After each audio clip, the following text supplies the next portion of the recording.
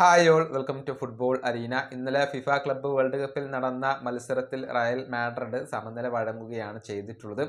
അൽ ഹിലാൽ 1-1 എന്ന നിലയിലാണ് റയലിനെ സമനിലയിൽ തളച്ചിട്ടുള്ളത്. മത്സരത്തിൽ ഗോൺസാലോ ഗാർഷ്യയായിരുന്നു റയലിന് വേണ്ടി ഗോൾ നേടിയത്.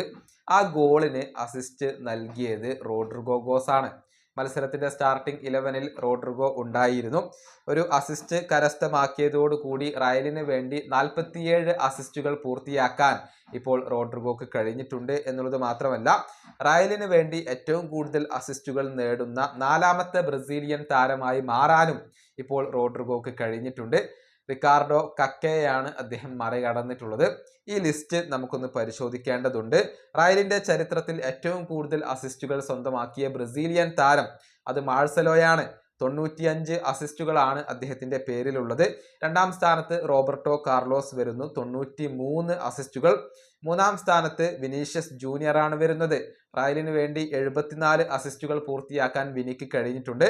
4ാം സ്ഥാനത്താണ് റോഡ്രിഗോ ഇപ്പോൾ ഉള്ളത്. 47 അസിസ്റ്റുകളാണ് അദ്ദേഹത്തിന് ഉള്ളത്. ഇനി 5ാം സ്ഥാനത്ത് റിക്കാർഡോ കക്ക വരുന്നു, 32 അസിസ്റ്റുകൾ. 6ാം സ്ഥാനത്ത് കാസമിറോ 29 അസിസ്റ്റുകൾ. 7ാം സ്ഥാനത്ത് റൊണാൾഡോ നസാരിയോയാണ് വരുന്നത്, 27 അസിസ്റ്റുകൾ.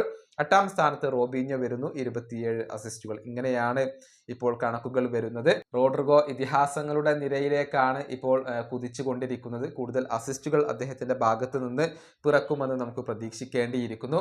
ഏതായാലും സാബി അലോൺസോ വന്നത് കൊണ്ട് തന്നെയാണ് റോഡ്രിഗോ റയലിനകത്ത് തുടരാൻ തീരുമാനിച്ചിട്ടുള്ളത്. അദ്ദേഹത്തിന്റെ ഏറ്റവും മികച്ച പ്രകടനം പുറത്തെടുപ്പിക്കാൻ സാബിക്ക് കഴിയും എന്നാണ് ആരാധകർ പ്രതീക്ഷിക്കുന്നത്.